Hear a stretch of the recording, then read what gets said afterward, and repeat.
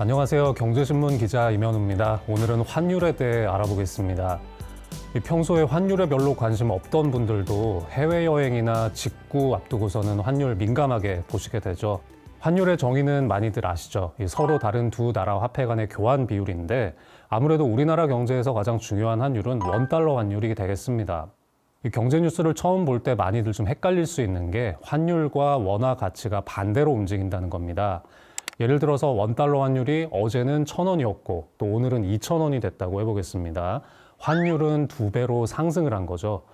근데 어제는 1,000원을 내면 1달러 받을 수 있었는데 오늘은 1,000원 가져가면 0.5달러밖에 못 받잖아요. 원화의 가치는 반토막으로 하락을 한 게 됩니다. 그러니까 환율 상승은 원화 가치 하락, 또 환율 하락은 원화 가치 상승, 똑같은 말이라는 거를 기억해 두면 되겠고요. 간단하게 원달러 환율을 달러화의 가치 이렇게 생각을 해도 될 것 같습니다. 그런데 매일매일 변하는 이 환율은 어떻게 결정될까요? 기본적으로 외환 시장이라는 곳에서 수요와 공급에 따라 결정됩니다. 원화를 달러로 바꾸려는 사람이 많아지면 이제 달러의 가치가 높아지면서 환율이 상승하게 될 거고요. 달러를 원화로 바꾸려는 사람이 많아지면 상대적으로 원화 가치가 비싸지면서 원달러 환율은 하락하게 됩니다. 이 환율은 분석이나 예측이 너무나 힘든 영역이라고 많이 얘기합니다. 신의 영역이라고도 하는데요.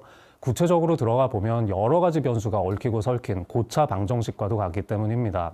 우리 기업들이 수출을 잘해서 경상수지 흑자가 계속 난다거나 외국인 투자자들이 우리나라 자산을 많이 산다거나 또 한국에 놀러 오는 외국인들이 많아진다거나 이러면 달러가 많이 들어오겠죠.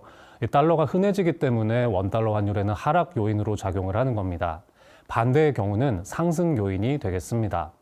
이뿐만 아니라 외환시장에는 고위험을 노리는 투자자들도 많이 움직이고 있어서 투기적 수요랄지 또 아니면 정치나 안보 같은 외부 요인들도 단기적으로 환율을 출렁이게 할 수 있는 요소들입니다.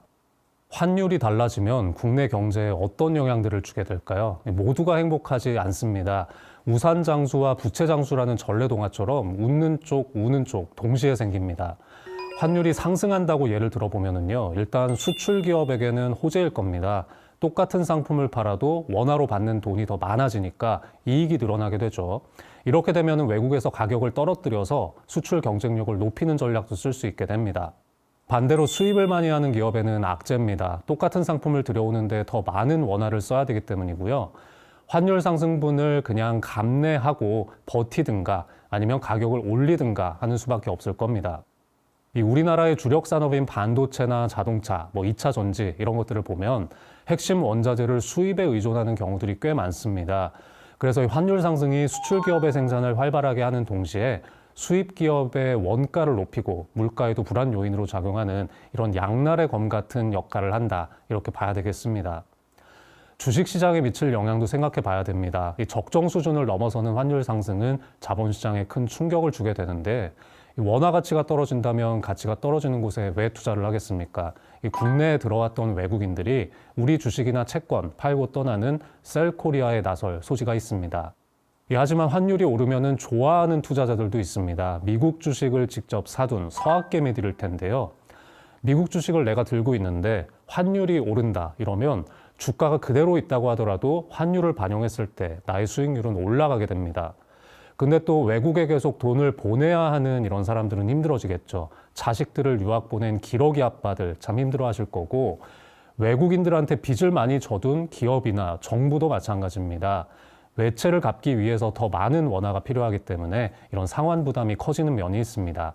이 환율이 경제 전방위적으로 영향을 주기 때문에 각국 정부나 중앙은행은 여러 정책 수단을 활용해서 환율을 적정 수준으로 관리하려고 합니다. 이런 활동을 외환시장 개입이라고 부릅니다. 방식은 크게 두 가지, 간접 개입과 직접 개입이 있는데요. 간접 개입은 외환 당국이 시장에 개입하겠다는 뜻을 외부에 밝히는 이런 구두 개입이 대표적입니다. 예를 들어서 기획재정부나 한국은행의 고위 관료가 환율을 예의주시하고 있다 이런 식으로 입을 열면 구두 개입이 되는 겁니다. 근데 말이 잘 안 먹히면 행동으로 보여줄 수도 있겠죠. 정부나 중앙은행이 외환시장에서 직접 달러를 거래하면 직접 개입이 됩니다. 원달러 환율이 너무 오른다고 판단되면 달러를 좀 팔고 환율이 너무 떨어진다 싶으면 달러를 사서 가격에 영향을 미치는 겁니다.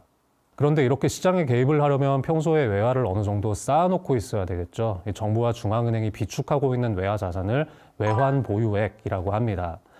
외환위기 경험했던 분들은 생생하게 기억하시죠. 이때 우리나라 외환 보유액이 완전히 바닥이 나버려서 IMF에 구제 금융 요청했던 겁니다. 달러를 수여를 받았고 그 대신에 시키는 대로 구조 조정을 하느라고 우리가 고생을 정말 많이 했었죠. 이 외환 보유액은 환율이 요동칠 때 가격을 안정시키는 데 활용되기 때문에 경제의 안전판으로 여겨집니다. 다행히 요즘에 우리나라 외환 보유액 보면은요, 세계에서 10손가락 안에 들어가는 상당히 넉넉한 수준입니다. 뭐 이렇게 걱정을 할 수준은 아닌 것 같아서 다행입니다. 환율을 방어하는 강력한 안전장치의 또 다른 것으로 통화 스와프라는 것도 있습니다. 스왑, 서로 다른 두 가지 통화를 맞바꾼다는 뜻인데 쉽게 말하면 서로 필요할 때 언제든지 상대방 통화를 빌려 쓸 수 있도록 마이너스 통장을 뚫어놓는 걸로 보시면 됩니다. 지금은 맺어져 있지 않지만 예를 들어서 한국이 미국과 통화 스왑 계약을 맺었다고 해보겠습니다. 앞으로 5년 동안 1,000억 달러 계약하자 이런 식으로 하는 겁니다. 그러면 5년 동안 우리나라가 달러가 필요할 때는 미국에서 이 한도 안에서는 달러를 끌어다가 쓸 수 있는 겁니다. 반대로 미국도 원화가 필요할 때가 오면 요청을 해서 융통할 수가 있겠습니다. 통화 스왑이라는 게 모든 문제를 해결하는 만병통치약까지는 아닙니다만 시장의 불안을 가라앉히는 이런 특효약 역할 정도는 많이 해줍니다. 지금까지 환율이 달라지는 이유나 영향, 또 정책 등등에 대해서 말씀드렸는데 이번엔 주제를 조금 좁혀서 달러에 대한 용어들을 알아보겠습니다. 달러에 따라 붙는 수식어 중에 하나가 기축통화인데요. 국제무역과 금융거래에서 결제수단으로 널리 쓰이는 화폐를 의미합니다. 자타공인 가장 강력한 기축통화가 달러입니다. 기축통화의 발행국이 되려면 힘이 있어야 하는데요. 이게 경제력뿐만 아니라 정치적, 군사적 영향력까지 포함됩니다. 그래서 그 로마 제국 시절에는 로마 돈, 또 대영 제국의 전성기 때는 영국 돈이 기축통화 역할을 했고요. 지금은 미국의 국력이 화폐의 힘으로 이어지고 있는 겁니다. 글로벌 차원에서 달러와의 가치는 어떻게 확인할 수 있을까요? 여기에 활용되는 게 달러 인덱스라는 용어입니다. 유럽, 일본, 영국, 캐나다, 스웨덴, 스위스 이 6개의 나라의 화폐를 일정 비중으로 모아놓고 이것과 비교한 달러 가치를 숫자로 나타낸 겁니다. 기준이 100인데 그 위아래를 오르락 내리락 합니다. 이 뉴스를 봤을 때 달러 인덱스가 상승했다 이러면 달러가 강해지는 강달러 현상이 나타나고 있구나라고 이해하면 되고요. 달러 인덱스가 하락했다면 달러가 약해지고 있다 이렇게 이해하면 됩니다. 또 이 기축통화뿐만 아니라 달러 하면 생각나는 또 다른 수식어 안전자산이라는 것도 있죠. 이 안전자산의 정의는 투자를 했을 때 손실을 보거나 돈이 떼이거나 이럴 가능성이 거의 없는 무위험 자산을 말합니다. 안전자산에도 여러 가지가 있습니다만 방금 보셨던 달러가 대표적이고 또 한 가지가 금이 있죠. 이 금은 언제 어디서든 다른 자산으로 바꾸기가 수월하고 또 녹거나 닳지 않는 이런 본래 가치를 잘 유지하는 속성도 있어서 안전자산으로 꼽힙니다. 근데 이 달러와 금 모두 안전자산이긴 한데 그러다 보니까 두 개가 서로 경쟁하는 관계라는 측면도 있습니다. 무조건 그렇다고 할 수는 없지만 일반적으로 달러 가치가 오르면 금의 가치는 상대적으로 약세를 보이게 됩니다. 금이 약점이 좀 있는 게 갖고 있어도 이자가 붙는 것도 아니고 배당이 나오는 것도 아니고 한다는 거죠. 그래서 이 금리가 오르고 달러 가치가 강해질수록 금을 보유하는 상대적인 기회 비용이 비싸지는 겁니다. 금융 서비스가 발달하면서 안전자산인 이 달러와 금, 투자하는 문턱이 굉장히 낮아졌습니다. 직접 달러를 환전하거나 금덩이 사서 모셔놓거나 이렇게 할 필요가 전혀 없는데요. 달러의 경우는 은행에 가서 외화예금 가입하는 방법도 있고요. 증권사를 통해서 주식장에서 달러 ETF 매매하는 방법도 있습니다. 금도 비슷합니다. 은행에서 금통장 만드실 수 있고요. 금 ETF로 레버리지 투자 같은 것도 해보실 수 있습니다.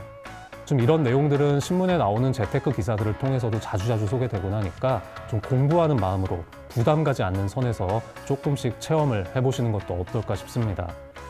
자, 오늘 환율에서 시작해서 외환시장, 달러, 금까지 좀 다양하게 알아봤는데요. 좀 다음 강의에서 또 새로운 주제로 인사드리겠습니다. 감사합니다.